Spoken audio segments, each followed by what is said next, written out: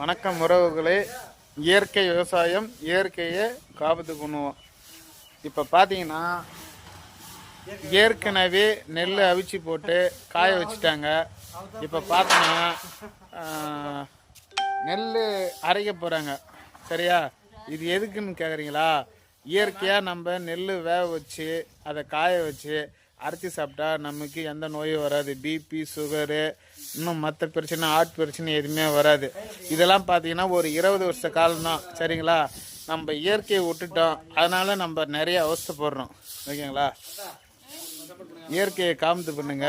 இதில் பார்த்தீங்கன்னா சாப்பாடு ருசியாக இருக்கும், நமக்கு எந்த நோயும் வராது. ஓகேங்களா? நீங்களும் இது மாதிரி நெல்லை அவிச்சு போட்டு அரைச்சி சாப்பிடுங்க. Okay, bye, see you.